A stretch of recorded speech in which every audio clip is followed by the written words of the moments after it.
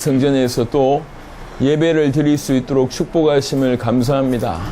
하나님, 이 자리에 모인 모든 주의 백성들에게 하나님이 큰 은혜를 베풀어 주시옵소서.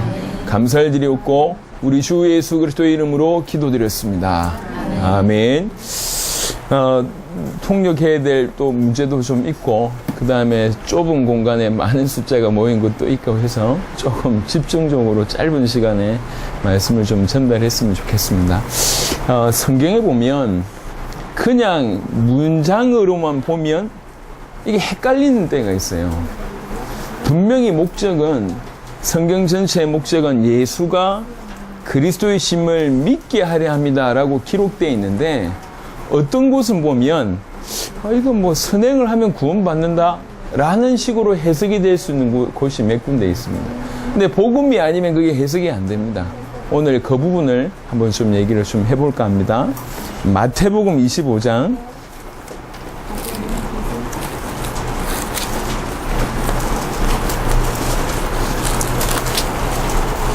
마태복음 25장 31절부터 40절까지만 보겠습니다. 46절까지, 31절로 46절입니다. 그냥 보면 착한 일 하면 구원받구나 이렇게 보이는 본문이고요. 착한 일을 하지 않았기 때문에 지옥에 가는 거구나 라고 보일 수 있는 장면입니다. 이 장면을 좀 유심하게 한번 오늘 좀 봤으면 좋겠습니다. 제가 봉독합니다.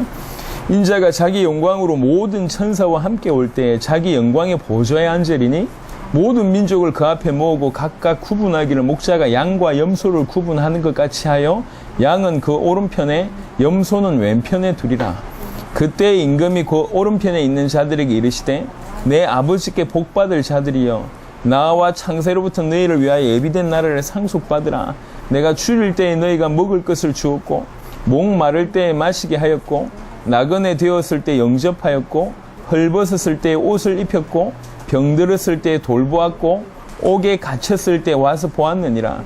이에 의인들이 대답하여 이르되 주여, 우리가 어느 때에 주께서 줄이신 것을 보고 음식을 대접하였으며 목마르신 것을 보고 마시게 하였나이까? 어느 때에 나그네 되신 것을 보고 영접하였으며 헐벗으신 것을 보고 옷 입혔나이까? 어느 때에 병드신 것이나 옥에 갇히신 것을 보고 가서 배웠나이까? 하리니 임금이 대답하여 이르시되 내가 진실로 너희에게 이르노니 너희가 여기 내 형제 중에 지극히 작은 자 하나에게 한 것이 곧 내게 한 것이니라 하시고, 또 왼편에 있는 자들에게 이르시되 저주를 받은 자들아, 나를 떠나 마귀와 그 사자들 위하여 예비된 영원한 불에 들어가라. 내가 줄일 때에 너희가 먹을 것을 주지 아니하였고, 목마를 때에 마시게 하지 아니하였고, 나그네 되었을 때 영접하지 아니하였고, 헐벗었을 때에 옷 입히지 아니하였고, 병들었을 때와 옥에 갇혔을 때에 돌보지 아니하였느니라 하시니, 그들도 대답하여 이르되 주여, 우리가 어느 때에 주께서 줄이신 것이나 목마르신 것이나 나그네 되신 것이나 헐벗으신 것이나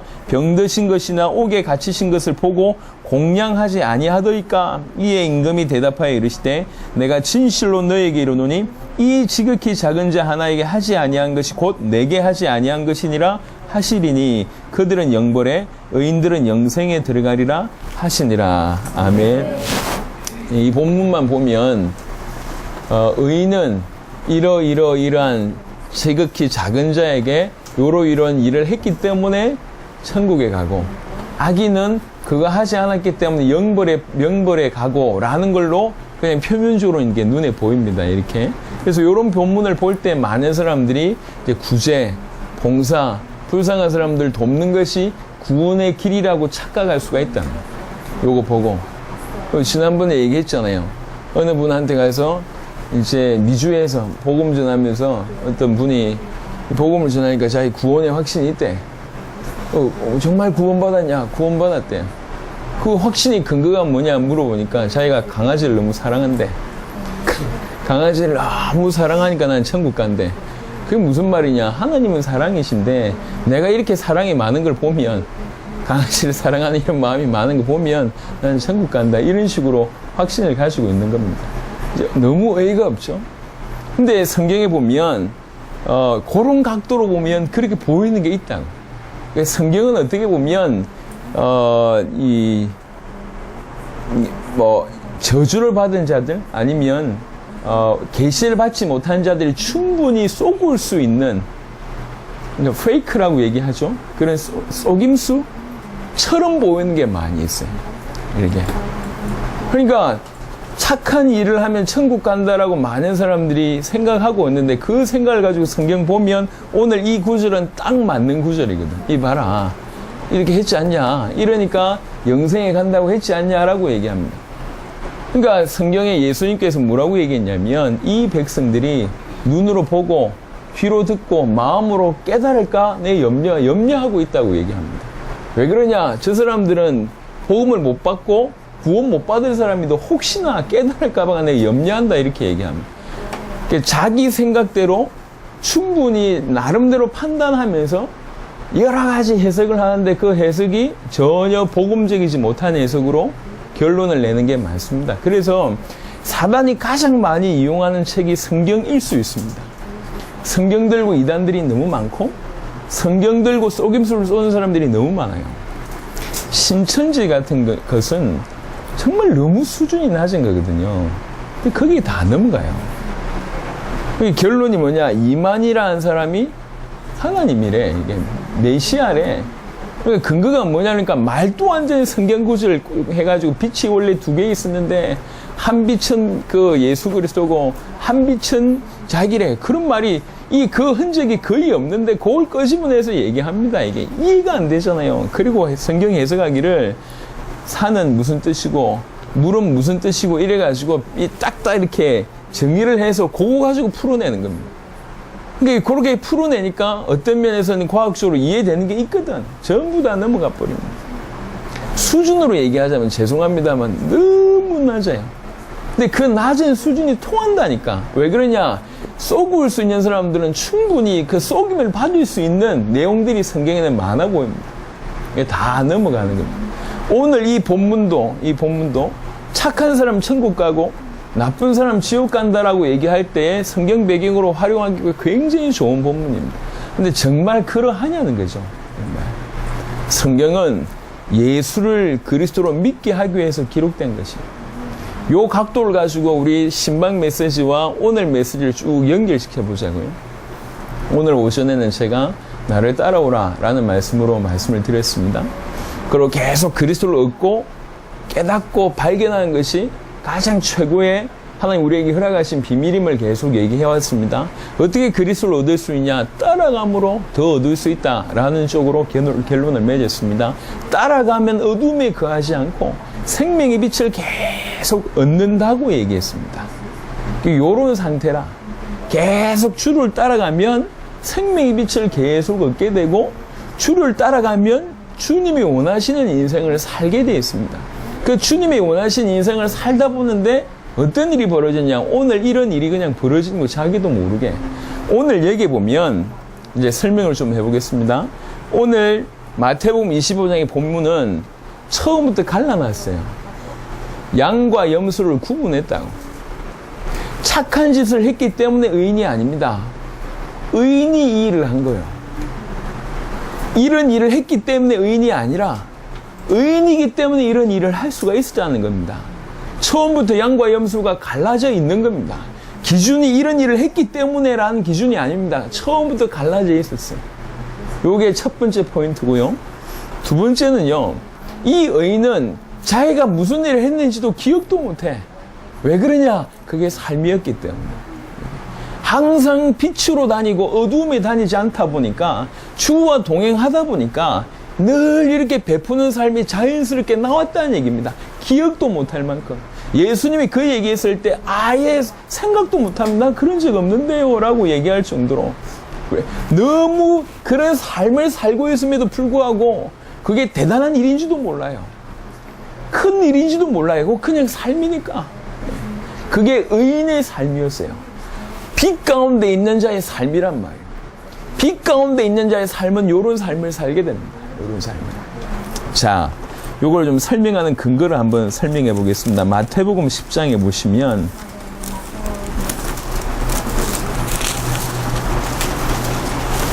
마태복음 10장 40절부터 보시면 여러분 잘 아는 그 상급 영접이라는 부분에 대해서 언급되는 구절입니다. 여기 보면 너희를 영접하는 자는 나를 영접하는 것이요 나를 영접하는 자는 나를 보내신 이를 영접하는 것이니라.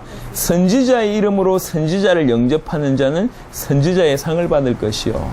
이건 무슨 말이냐면 이 사람 선지자라. 이 사람 선지자구나 라는 마음으로 선지자를 그냥 모시는 마음으로 모셨는데 그럼 어떤 일이 벌어지냐. 내가 선지자의 상을 받는다 그 말입니다. 요런 얘기거든요. 의인의 이름으로 의인을 영접하는 자는 의인의 상을 받을 것이요. 이 사람이 의인이야.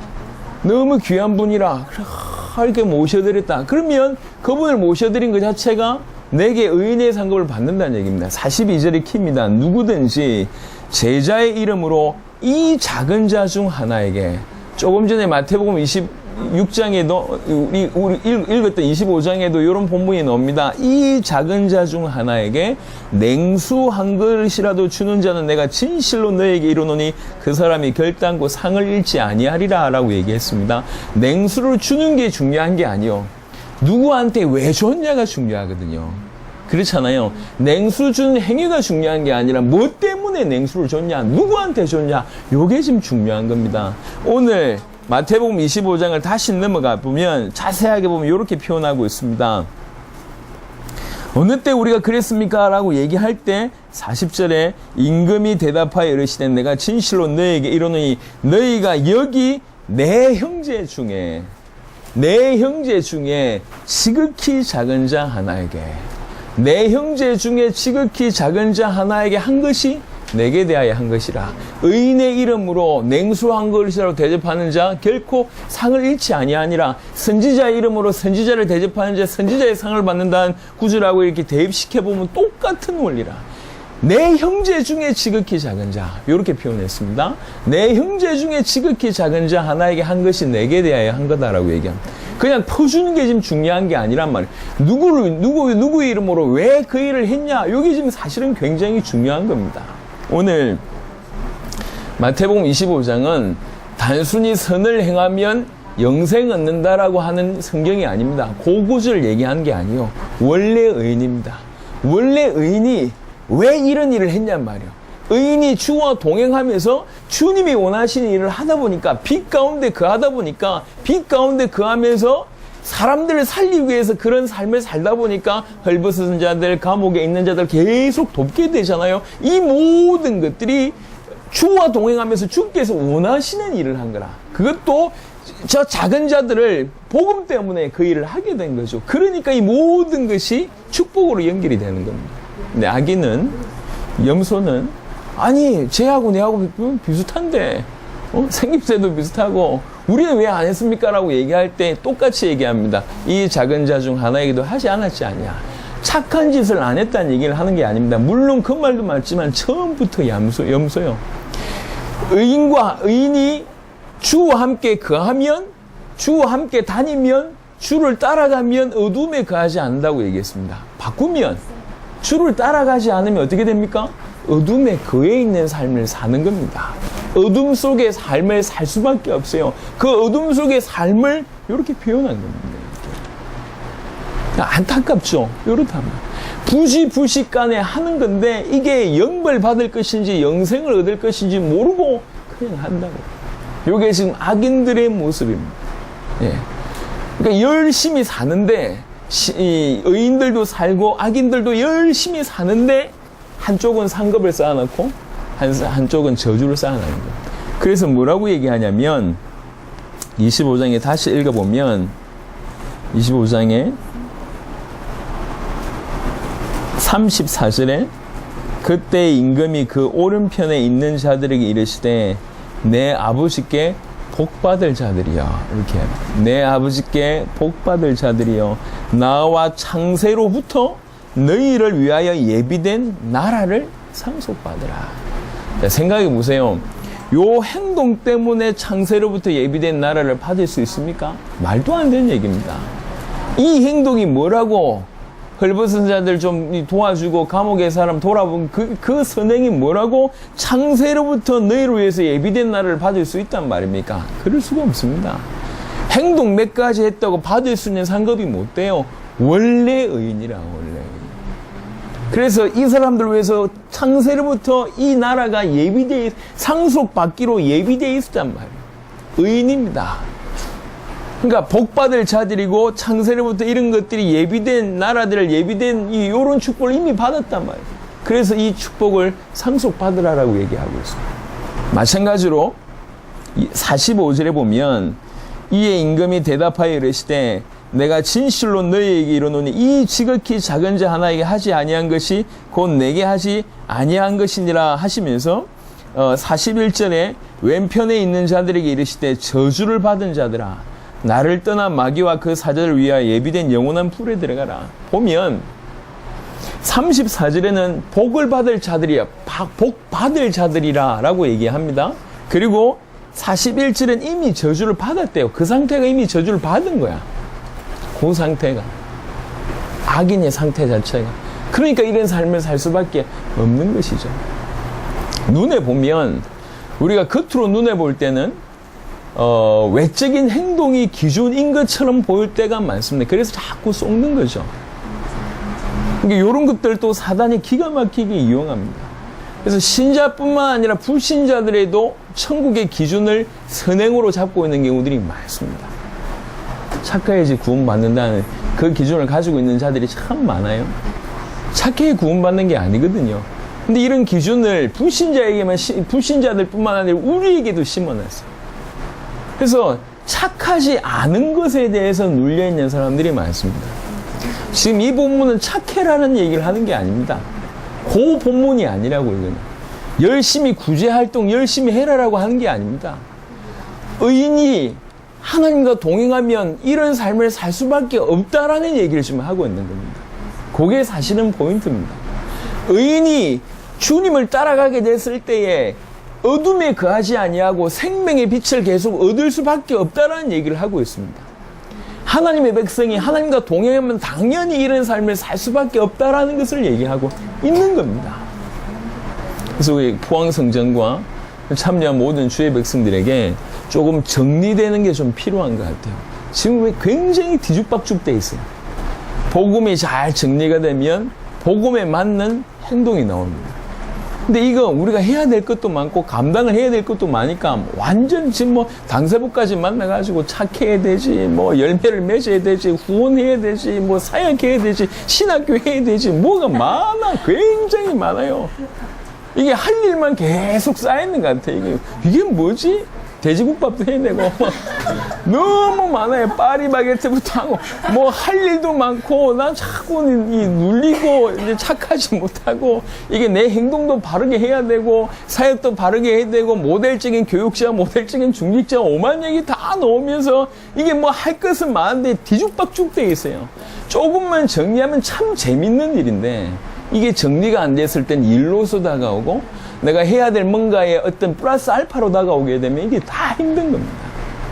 복음이란 부분이 정리가 되기 시작하면 내가 예수가 그리스도라는 사실이 믿어지고 그리고 내가 구원받은 하나님의 자녀고 의인이라는 사실이 믿어지고 이제 그분과 한 걸음 한 걸음 걸어가면서 그분의 인도를 받게 되면 무엇이 중요하고 뭐 어떻게 해야 될지 기쁨으로 감당하게 되고 그런 삶을 살다 보니까 어느 날 자기도 모르는데 어느 날 헐벗은 자들을 도와주고 있고 병든 자를 돌아보고 있고 감옥에 갇힌 자를 돌아보고 있고 나는 주님의 인도 따라 사람을 살리고 영혼을 살리고 세상을 살리고 해서 한 것밖에 없는데 걸음걸음이 다 그런 일들로 가득가득 차 있는 거지.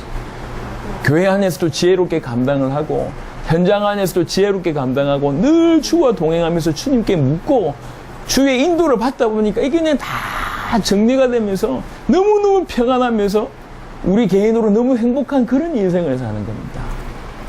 그게 맞습니다. 힘으로 노력으로 할 수 있는 일이 못 됩니다. 그래서 스가랴에서 말씀했지 않습니까? 이건 힘으로 되는 게 아니다. 능으로 되는 것이 아니다. 오직 하나님이 주신 영, 성령으로만 가능한 것이라고 얘기했잖아요. 성령의 인도를 받으면 자 지금은 우리가 포항을 지금 생각하고 있습니다. 그리고 베네수엘라를 생각하고 있습니다. 이것만 하더라도 보통 사람들이 감당을 못할 정도의 수준입니다. 하지만 우리의 끝이 이거냔 말이죠. 이게 끝이 아니거든. 여기로부터 시작되는 겁니다. 여기로부터. 우리는 전 세계를 향해서 이제 뛰어나갈 거거든요. 전 세계를 살릴 거거든요. 우리 대의 전 세계를 살릴 수 있는 일들을 하나님께서 우리에게 허락하실 거거든요. 그렇다고 볼 때 하나님께서 우리를 얼마나 급하게 다듬어 가실 거냐면 급하게 만들어 가야 돼요. 아주 급하게. 이게 잘 정리가 되지 못하면 해야 될 일들로만 계속 여겨지면 분명히 복음도 맞고 당대 세계복음화도 많은데 그 일을 하는데 중간에 너무 큰 부담만 느끼고, 예, 안 그래도 무릎이 약한데, 예, 류마티스 이런 걸로 무릎 약한데 이거 너무 무게가 많아가지고 그냥 너무 맞는 길을 걸어가는데 자꾸 넘어진다고. 복음도 맞고 저 길 걸어가는 것도 맞고 내가 이 감당해야 될 것도 많은데 이걸 내 힘과 능력으로 어떻게 해보려고 그러니까 걸어가는데 계속 넘어지는 거예요. 왜 넘어지는지도 몰라. 분명히 맞는 길을 걸어가는 것 같은데 계속 넘어집니다. 복음이 정리가 안 돼 있으면 오늘같이 이 본문처럼 헷갈리는 구절이 없어요. 이게 뭐 착한 짓을 해야 된단 말인가 이렇게 나온다고. 근데 복음으로 조금만 이해해보면 이게 너무 정리되는 얘기거든. 부담이 아니라 자연스러운 얘기예요. 이 의인이 얘기했잖아요. 본인도 모르고 있는데 어느 날 이런 삶을 본인이 살고 있잖아요. 요게 정상입니다. 진실로 복음을 깨닫고 내가 하나님의 자녀라는 사실을 깨닫고 세계복음을 위해서 그 길을 걸어갈 때 내 삶이 이렇게 되는 거지. 주와 함께 그 길을 가고 주님 원하신 걸 고민하고 주님 원하신 일 내 인생을 드리고 언제든지 주님이 콜할 때 내가 따라가고 이런 삶을 살다 보니까 다 정리가 되는 거예요. 교회 안에서는 최고의 중직자요 교육자가 되는 것이고 당대 세계복음 안에서는 최고의 사역자가 되는 것이고 최고의 후원자가 되는 것이고 많은 역할을 하는 것 같은데 능히 감당하는 일을 하는 거예요. 능히. 회사 하나를 끌고 가는 사람들 보면 꽤 영향력 있는 회사를 끌고 가는 사람들 보면 이 사람들이 맡은 직책이 한두 가지가 아닙니다.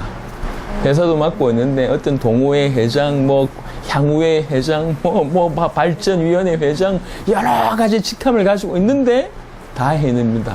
왜 그러냐? 하나 성공하니까 다른 건 다 되게 돼 있어요.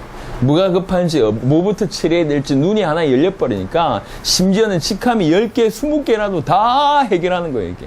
다 시킬 사람 시키고 뭐가 중요한지 판단하니까 탁탁탁탁 일처리가 되는 겁니다. 하나 뚫어내버리니까. 우리가 주와 동행하는 비밀, 주의 인도를 받는 비밀, 주와 함께 걷는 비밀을 계속 누리게 되면 복음을 가지고 당대 세계복음에서 쫓아가는데 주의 인도를 계속 받게 되면 어느 날 보니까 우리 삶이 빛 가운데 가는 삶이라. 교회를 살려내고 지역을 살려내고 현장을 살려내고 힘으로 능으로 하는 게 아니라 성령으로 하면서 너무 기쁘고 감사하게 되는 겁니다. 저는 우리 모든 복가교 식구들, 당대 세계복음 사역에 가는 모든 사역자들이 한편으로는 굉장히 비장했으면 좋겠어요. 그렇지, 내 인생을 바쳐야 되겠다. 비장하면서 한편으로 너무 행복했으면 좋겠어요. 왜 그래? 우리가 복음 안에 있기 때문에. 이 복음을 가지고 당대 세계복음만 하는데 계속 비장한 인상만 쓰고 있어. 그래. 교회가 행복이 없고 그냥 비장한 얼굴에 보니까 원한이 가득하고 그 비장함 제가 이해합니다. 근데 성경에 보면 바울의 삶도 그러했거든요. 늘 죽음에 낭떠러지 끝에 끄트머리에 자기가 선 것 같다고 고백합니다. 하지만 뭐라고 표현합니까? 내가 말하노니 항상 기뻐하라. 쉬지 말고 기뻐하라. 감옥에서도 내 기쁨을 내가 너희들한테 주고 싶다. 상황은 끄트머리 상황이요. 늘 핍박이 있고 이 복음 가지고 전 세계를 살리고 싶다는 비장함이 늘 있는데 그 저변에는 주님이 나와 함께 계시고 내가 주님 안에 있다는 것 때문에 그 어떤 기쁨과 감사가 빼앗길 수가 없는 근원적인 기쁨이 있는 거예요. 사건 때문에 기쁜 게 아니라 외형 때문에 즐거운 것이 아니라 근원적인 기쁨과 감사와 감격을 지닌 상태로 이 복음을 땅끝까지 전해야 된다는 비장감 가지고 막 뛰는 겁니다. 그 근본에 뭐가 있냐? 일이 되고 안 되고를 떠나가지고 복음 자체로 기뻐하고 복음 자체로 행복하고 그것 자체로 감사한 게 쫙 깔려있는 겁니다. 이게 맞습니다. 우리가 지금 오늘 본문을 지금 선택한 이유는 이제 포항 성전도 조금 그런 것 같아요. 경주는 약간 좀 다르고 포항 성전은 착한 귀신들이 좀 많이 있는 것 같아요. 경주는 약간 좀 달라요, 내가 볼 때. 경주는 약간 좀 다른데, 포항은 약간 다행히 착한 귀신이 경주에는 없는 것 같아요.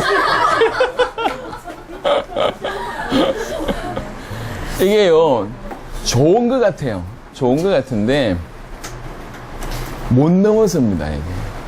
복음보다 이게 우선이라고 생각을 하고, 예의, 뭐, 착함, 선행, 많은 이런 것들도 이것도 해야 되고, 내 이것도 잘해야 되고, 저것도 잘해야 되고, 이것도 감당해야 되고, 저것도 감당해야 되고, 분명히 모든 것이 맞는 얘기라니까. 후원도 내가 좀 요번에 좀 많이 해야 되고, 내가 사역도 좀 해야 되고, 열매도 많이 맺어야 되고, 뭐 이 포항을 이 베네수엘을 감당할 만큼 뭔가 증거를 만들어 놔야 되고, 뭐 현장에서 뭐 말씀 운동도 그래도 내가 뭐 대표적인데 말씀 운동 그래도 몇 군데 좀 해줘야 되고, 전부 맞는 얘기요. 근데 맞는 얘기 전부를 뭘 하고 있냐? 내 힘과 노력과 열심으로 어떻게 해보려고 발부둥 치는 겁니다. 근데 그걸 원하시는 게 아니라, 그게 아니요. 지금 이 사람들이 선을 행하려고 발둥 쳤냐? 물어보세요. 이 선행을 하기 위해서 발둥 친 사람이냐? 본인이 뭐 했는지도 모른다니까. 못 느낄 정도의 삶이었어요. 복음 안에 있는 삶이. 주와 동행하는 삶이. 자기가 뭐 했는지도 몰라. 근데 그게 전부 하나님 앞에 상급받을 일만 계속 해온 거예요. 요런 모습입니다. 힘으로 능으로 되는 것이 아니에요. 우리 노력으로 되는 것이 아니에요. 그 마음 귀중하게 받습니다.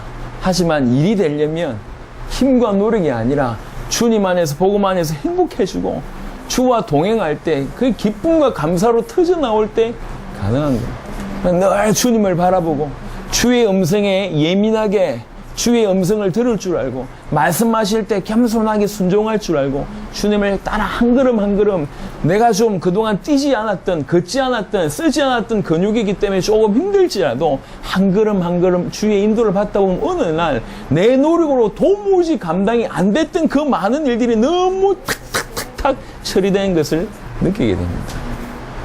느끼게 됩니다. 우리는 지금 당세복을 지금 하고 있습니다. 당대 세계복음을 하기 위해서 뛰고 있는데, 이게 참 주의 은혜라. 주의 은혜. 감당할 수 있는 수준이 못 돼요. 근데 거기에 올인하는 것도 아니요. 지금 국내에 와서는 거의 해외에서 당세복 사역에 거의 준비를 못 하고 있거든. 그럼에도 불구하고 항상 기도하고 있습니다. 근데 항상 일은 돼요. 하나님이 기뻐하시는 일이다 보니까. 우리가 머리를 잘 써서 되는 게 아닙니다. 하나님 인도를 받다 보니까. 늘 주님이 갈등의 상황에 주님이 뭘 원하시는지 늘 그 앞에 서고, 내 속에서 갈등이 일어날 때 주님이 뭐 원하시는지 항상 그 편에 서고, 이런 많은 순간순간의 결단과 도전들이 드러나기 시작을 하는 거예요. 그게 인도거든요. 주님이 뭘 원하시냐? 때로는 아플 때도 있고, 억울할 때도 있고, 힘들 때도 있고, 기쁠 때도 있습니다. 그 모든 상황 속에 주님이 뭘 원하시고 주님이 지금 무슨 말씀하셨냐, 딱 그거 붙잡으니까 다 넘어서야 돼요. 사람들을 통해서 오해받을 수 있고, 손가락질 받을 수 있고, 욕 들을 수 있습니다. 예, 그럴 수 있어요. 욕을 한 30만 명한테 들어보니까 몇 명한테 듣는 건 욕도 아니라, 그건 욕이 아닙니다. 예, 그건 욕에 들어가는 게 아니에요. 많은 욕을 들어보니까 뭐 별로 중요하지가 않아요. 욕 듣는 게 중요하지 않습니다. 비난 받는 게 중요하지 않습니다. 예, 저는 이미 이 불건전 신비주의 내지는 불건전 재림주의 종말론자 뭐 이런 식으로 이게 욕을 듣고 있습니다. 이게 맞는지 안 맞는지 하나님 앞에 가보면 알겠지만, 근데 그런 외부적인 요건이 중요하지 않다. 사람들 앞에 어떻게 잘 보이고 이것도 별로 중요하지 않습니다. 목사님한테 잘 보이고 그것도 중요하지 않습니다.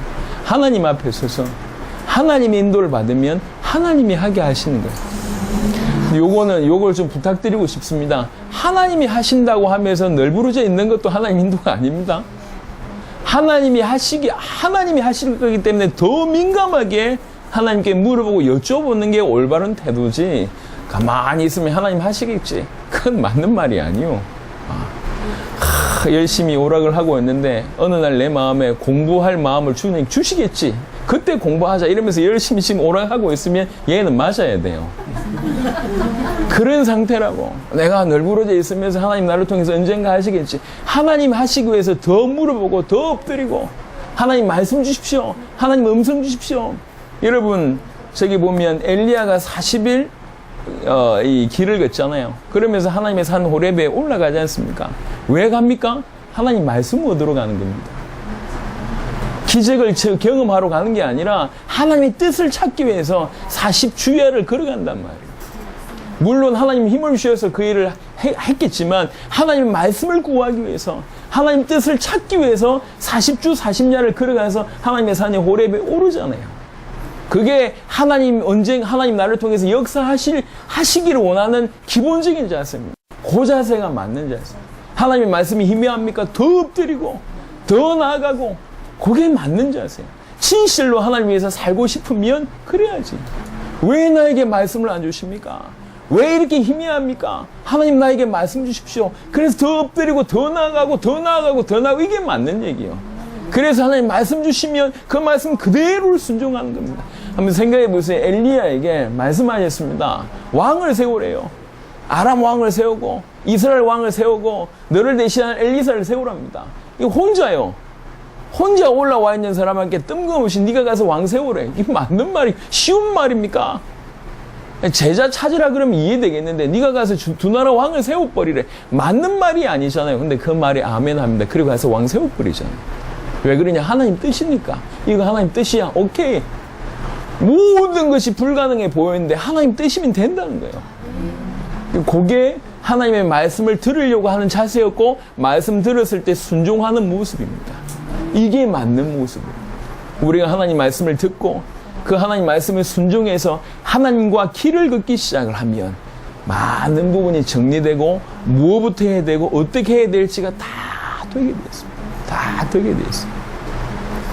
오늘 제가 이제 그 운동하는 친구들을 보면 정말 기쁨으로 즐거움으로 운동하는 아이들이 있어요. 축구 같은 것도 어릴 때부터 너무 근데 요 아이는 어느 포지션에 갖다 놔도 다 잘해요. 기쁨으로 해왔기 때문에 그게 일이 아니라 책임져야 될 게 아니라 오늘도 기쁨인 거지. 노력하는 사람도 괜찮지만 즐기는 사람은 절대로 못 따라갑니다. 복음도 마찬가지인 것 같아요. 절대로 못 따라갑니다.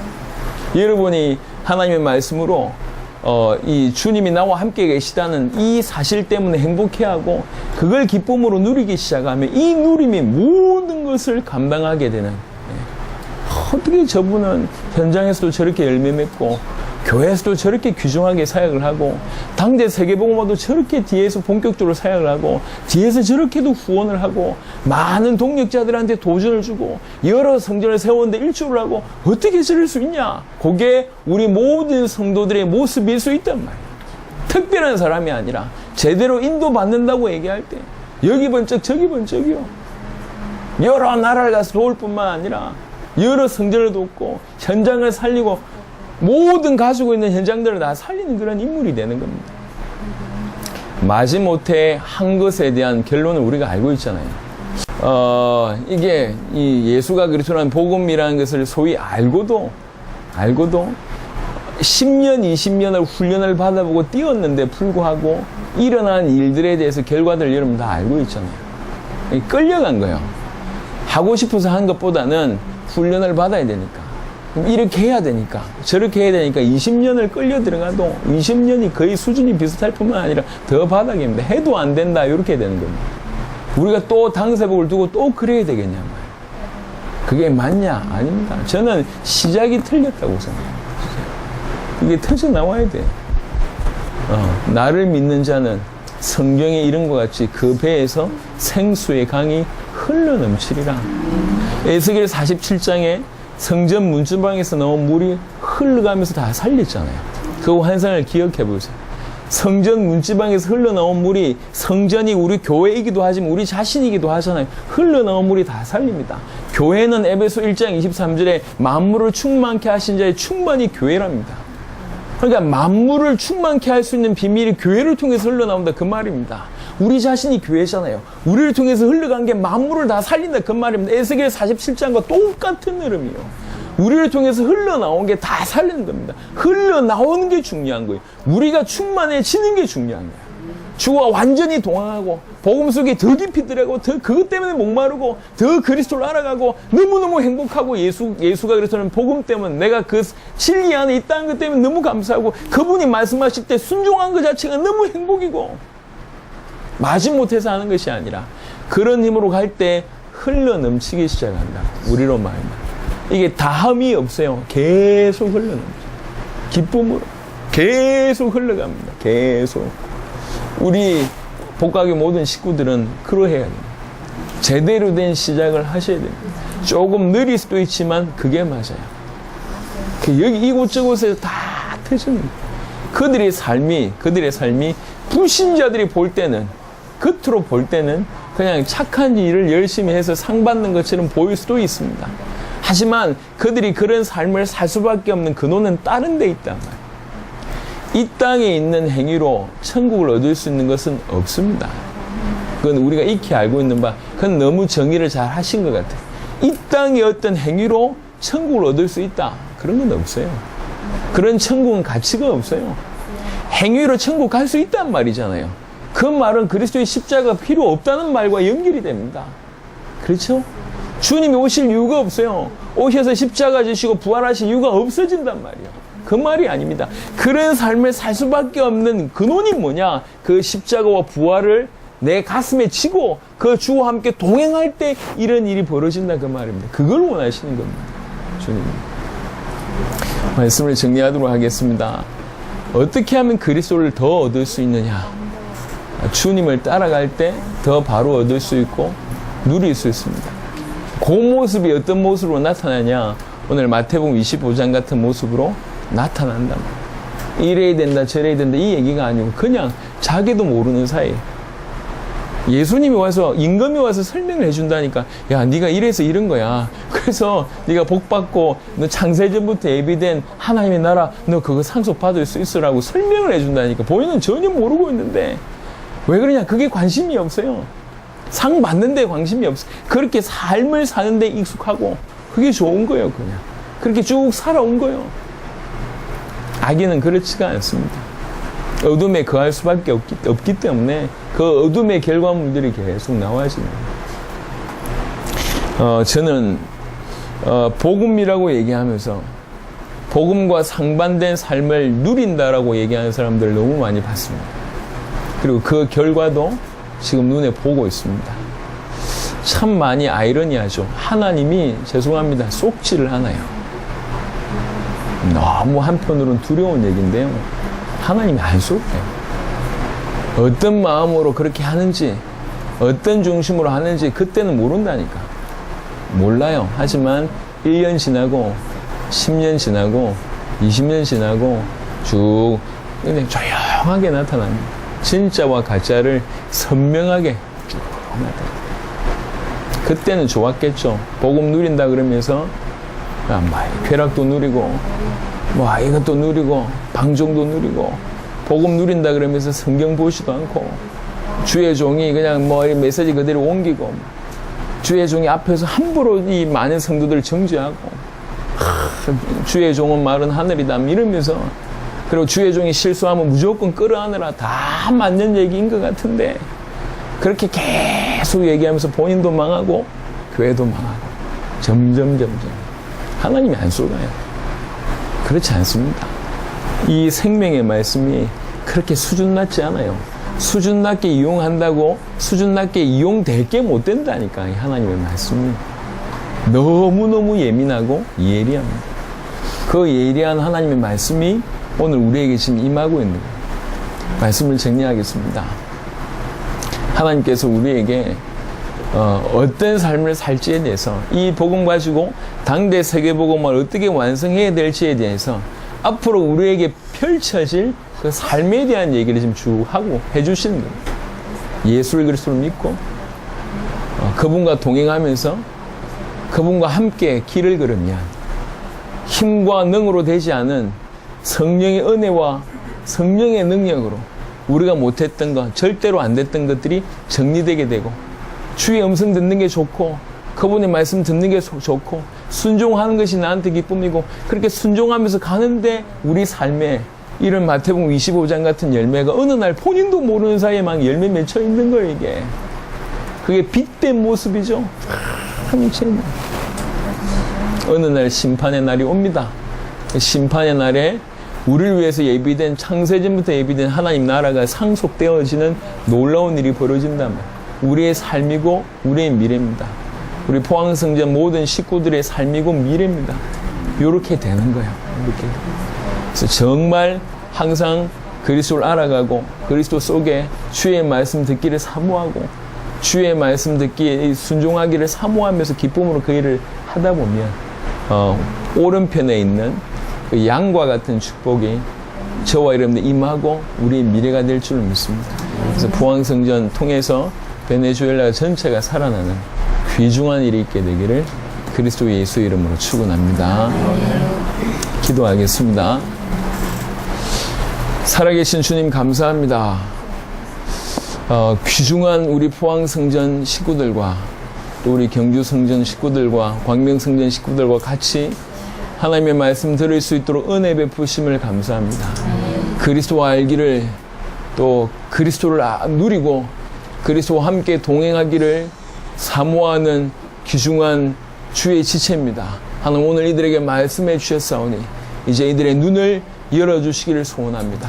일평생 하나님의 말씀을 듣기를 사모하게 하시며 그들은 하나님의 말씀에 기쁨으로 순종하게 하옵시며 주와 동행한 것이 힘이 되게 하시고 그렇게 동행하는 중에 하나님께서 축복하실 수밖에 없는 삶의 열매들이 가득 넘치도록 역사하여 주옵소서. 그래서 마침내 창세전부터 이들 위해서 예비된 하나님의 나라가 상속되어지는 축복이 임할 줄로 믿습니다.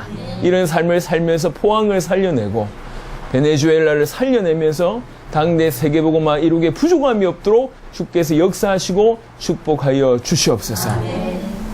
지금은 우리 구주 예수 그리스도의 은혜와 하나님의 사랑과 성령의 내주인도 교통 역사하심이 진실로 이 말씀 그대로 이 땅의 삶에서 응답받고 누리길 소원하며 포항과 베네수엘라를 살리길 소원하는 귀중한 포항 성전 식구들과 참여 모든 주의 백성과 우리 복음 가득한 교회 모든 식구들 위해 지금부터 영원토록 항상 함께 계실지어다. 아멘.